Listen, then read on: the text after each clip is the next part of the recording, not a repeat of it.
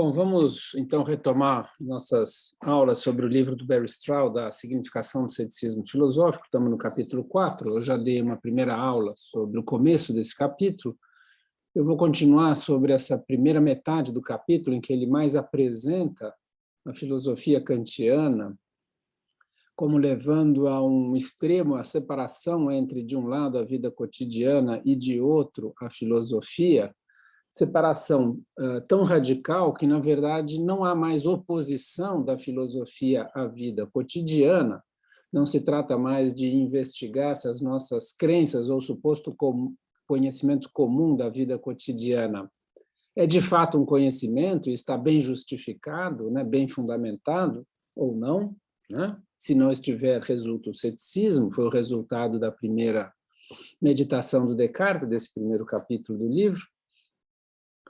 E aí o Barry Stroud diz que o Kant, então, está mais próximo do Moore, né, dada a interpretação compatibilista que ele, Barry Stroud, ofereceu do Moore, em que se separam questões internas e questões externas. No caso do Kant, isso aparece na distinção entre o empírico e o transcendental, né?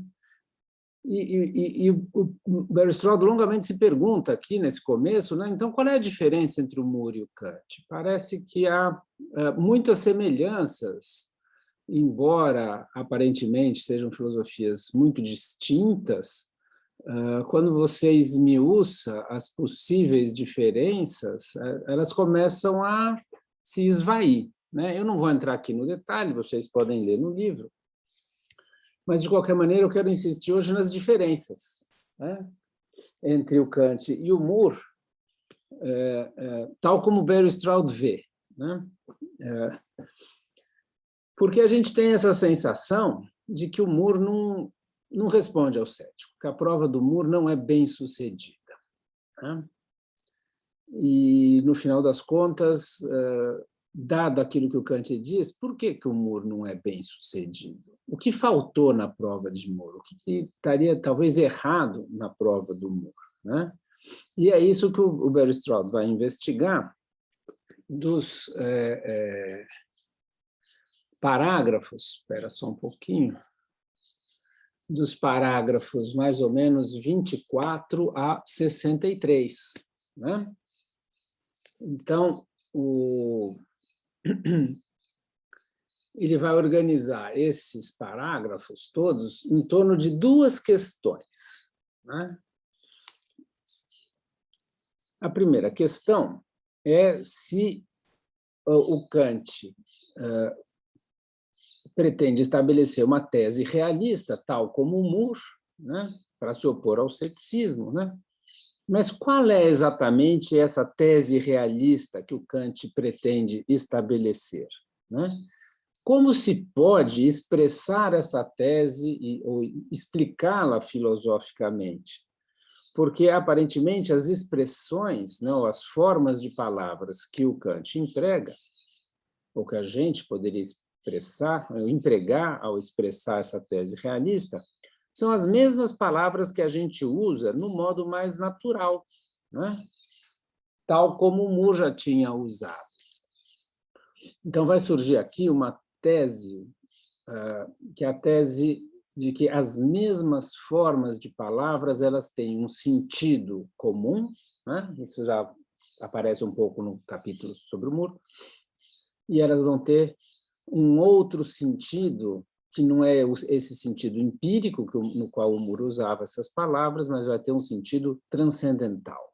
É preciso entender exatamente, então, esses dois sentidos das palavras, né? Para que a gente possa entender qual é a tese realista do Kant, que não é essa tese empírica do Moore, né? E, em segundo lugar, a questão é saber como Kant tenta ou mesmo espera estabelecer essa tese realista. Então, o texto todo vai girar nesse miolo em torno da resposta a essas duas perguntas. E ele começa com a segunda questão, porque ele pensa que a segunda questão permite a gente voltar para a primeira e encontrar uma resposta melhor para a primeira, né? Essa segunda pergunta ela se desdobra em duas, né? O texto do Barry Stroud é muito sucinto e, às vezes, a gente não percebe muitas mudanças de um assunto para o outro, parece que, de fato, tem uma continuidade muito grande, como se não houvesse muita ruptura, né? Fosse uma espécie de rampa contínua que ele vai ascendendo, né, na sua reflexão. Mas eu acho que dá para a gente separar alguns momentos, porque a segunda pergunta ele fala é a seguinte: como Kant, de fato, tenta ou mesmo espera estabelecer essa tese realista? Então, a gente tem que procurar, primeiro, ver como ele tenta estabelecer essa tese, e depois, se há algum momento em que ele, o Barry Stroud, começa a explicar como o Kant espera estabelecer essa tese. Eu sugiro que dos parágrafos 25 até o parágrafo 40, ele está explicando como Kant tenta estabelecer essa tese. Porque lá no parágrafo 40, ele diz, no parágrafo 41, ele diz o seguinte: o realismo de Kant, então, pretende ter consequências poderosas e tranquilizadoras do ponto de vista epistêmico. Então, aqui é uma espécie de conclusão, né? A conclusão das consequências de ele ter tentado provar, e se ele conseguiu provar, quais são as consequências, né? Aí ele diz assim, ainda no parágrafo 41, página 218. É hora de examinar mais de perto como ele espera provar um resultado tão forte. Então, está claro aqui que ele vai começar a examinar a segunda parte da segunda pergunta, né? Que vai do 41, na minha análise. Aqui é uma questão que não é tão claro. Em princípio, vai até o parágrafo 48, mas talvez a gente possa prolongar até os 63, talvez, né? Aqui é uma ambiguidade, daqui a pouco eu volto. Então, vamos voltar assim, como ele tenta provar, para depois ver como ele espera provar, né? Ele tenta provar de uma maneira diferente do Moore. Então, é aqui que muda muito a posição ou a perspectiva kantiana da perspectiva do Moore, né? Porque o Moore tenta provar da seguinte maneira: os céticos negam, ou negariam, né, que existe um mundo exterior, ou eles negam que nós tenhamos o conhecimento de um mundo exterior. Então, o que o Moore vai provar que esse mundo existe e que nós temos conhecimento desse mundo. Nós sabemos como esse mundo é. Esse mundo existe, o mundo contém, por exemplo, duas mãos, não é isso? Então, a primeira maneira de você provar uma tese realista é fazer como o Moore faz, né? Dar uma prova cuja conclusão é justamente a tese que se está negando, que o cético estaria negando ou pondo em dúvida.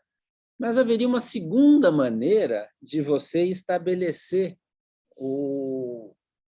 a tese realista, né? Uma maneira que não é uma prova direta, digamos assim, mas é, de alguma maneira, um argumento, ou uma prova, se vocês quiserem, da impossibilidade de se levantar a dúvida cética, né? Então, lá no parágrafo 27, diz o Barry Stroud, outro modo de responder às dúvidas de alguém seria impedir o surgimento de suas dúvidas. Quer dizer, não é provar a verdade daquilo que está sendo duvidado, mas é você puxar o tapete daquele que quer levantar uma dúvida. Como?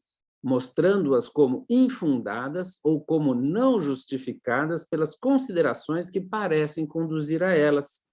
Isso seria enfocar mais a fonte das dúvidas do que a verdade ou falsidade do seu alvo. Certo? Então, aqui a gente já percebe um pouco que, de fato, o Barry Stroud tem uma concepção de filosofia mais próxima da filosofia kantiana do que da filosofia cartesiana, porque também ele, Barry Stroud, está examinando a fonte das dúvidas. Não era isso que a gente tinha visto lá no prefácio? não é? O Bergstrahl não quer estabelecer uma teoria, ele quer entender a significação do ceticismo filosófico, e, para isso, é preciso investigar a fonte da dúvida. Ora, a maneira pela qual o Kant pretende estabelecer a sua tese realista é, de alguma maneira, desarmando a dúvida, solapando aquelas razões que permitiriam duvidar, mostrando que as razões para duvidar, elas são infundadas, não é? Nós vamos ver que assim, o Kant tem uma teoria, e um dos problemas aqui da filosofia kantiana é ter uma teoria, né? Então, o Stroud não é inteiramente kantiano, mas, obviamente, essa ideia kantiana de você enfocar a fonte da dúvida, tentar desarmar aquilo que gera a dúvida, isso, o Bergstrahl é simpático a esse tipo de abordagem, né? Agora, o Moore, obviamente, não faz isso. O Moore envereda pela prova direta, né, uma resposta direta ao cético, e não nesse sentido. E aqui volta uma coisa que eu comentei na última aula, que eu acho que é fundamental, né, que, na verdade, é muito importante, que é a ideia da prioridade epistêmica. Parece que as dúvidas cartesianas elas só são legítimas se a gente aceitar a ideia de uma prioridade epistêmica, né? No caso do Descartes, é a ideia, é a tese filosófica de que as ideias, ou o conhecimento das ideias na nossa mente tem uma prioridade em relação ao mundo, do ponto de vista cognitivo. Isso é, nós primeiro precisamos conhecer as modificações nas nossas mentes, isso é, as ideias que ocorrem nas mentes, para, com base nelas, inferir algo a respeito dos objetos independentes que existiriam num mundo físico e espacial, né? Então, eu leio aqui uma passagem do parágrafo 28, em que o Bergstrahl diz o seguinte, né? Dizer que coisas de um determinado tipo são epistemicamente anteriores, ou anteriores na ordem do conhecimento, a coisas de outro tipo, é dizer que as coisas do primeiro tipo são cognoscíveis sem que se conheçam quaisquer coisas do segundo tipo, mas não vice-versa. Essa é a ideia de prioridade epistêmica. Dá um outro exemplo de prioridade epistêmica que eu já falei aqui. Para conhecer a mente das outras pessoas, primeiro eu preciso conhecer o comportamento delas. Então, é com base no comportamento que eu posso saber alguma coisa sobre o que se passa na mente delas. Por exemplo, se uma pessoa está triste ou não, eu vejo que ela está chorando, está abatida, está desanimada, eu vejo o comportamento dela. E aí eu infiro que ela está triste, ou eu fico sabendo, né, da tristeza que ela sente por meio do meu conhecimento do comportamento dela, né? O comportamento pode ser verbal, ela pode me dizer assim, eu estou triste. E aí, então, sabendo que ela expressou verbalmente, que ela afirmou, eu estou triste, então eu fico sabendo o estado mental dela, né? E é isso que, então, parece estar por trás das dúvidas céticas, né? Então, no caso do Kant, provar o realismo não é dar um argumento cuja conclusão existem coisas externas, né? Provar o realismo, no caso do Kant, é dar um argumento que negue essa prioridade epistêmica, que mostre que não há prioridade epistêmica tal como o Descartes supõe, né? Por quê? Porque o ceticismo, o idealismo, né? Idealismo cético, idealismo problemático, essas formas de idealismo para o Kant, né? Ou idealismo dogmático, né? Como o do Berkeley, que nega a existência da matéria, né? Ou o idealismo problemático do Descartes, que diz que a existência é problemática, ou o idealismo cético, né? Todas essas formas de idealismo, ou até ceticismo, se quiser usar a palavra também, né? Então, ao rejeitar a prioridade epistêmica que estaria na base, na origem dessas formas de idealismo e de ceticismo, o Kant, então, provaria o realismo. Né? Diz, então, o Barry Stroud, eu cito o parágrafo 29, provar seu realismo é, portanto, uma questão de provar que a doutrina da prioridade epistêmica das experiências sensoriais sobre os objetos exteriores não é, e de fato, não poderia ser correta. É isso que o Kant vai tentar fazer, tanto lá no quarto paralogismo da primeira edição da Crítica da Razão Pura, quanto na refutação do idealismo, na segunda edição da Crítica da Razão Pura. O Barry Stroud não está interessado nos detalhes dessas duas provas, eu acho que elas são diferentes, elas têm modificações, o Kant diz que a modificação é só no método. Há uma série de discussões sobre isso. Por exemplo, eu tenho um artigo sobre isso, e há muita discussão, mas o Barry Stroud não está interessado nesses detalhes, né? Ele está interessado na ideia geral, né? E algo que é comum a essas duas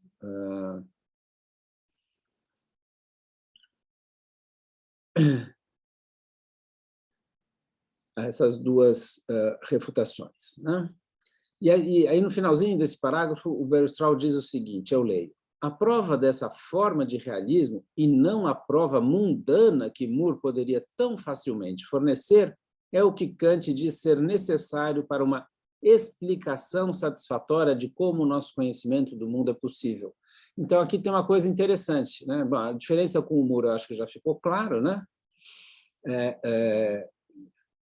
A prova mundana, uma prova empírica do Moore, né? A outra é um outro tipo de prova, é uma prova que desarma a base da dúvida, né? Aquilo que gera a dúvida.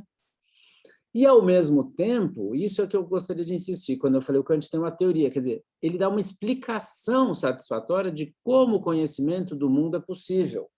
Essa é a tarefa da filosofia na concepção kantiana, não é avaliar as nossas crenças, se elas estão bem fundamentadas, mal fundamentadas, estão bem justificadas, e se nós temos, de fato, conhecimento ou não temos conhecimento. Ele parte do princípio que a boa teoria do conhecimento é aquela que aceita que tem conhecimento e que explica esse conhecimento, explica como é possível esse conhecimento, tá certo?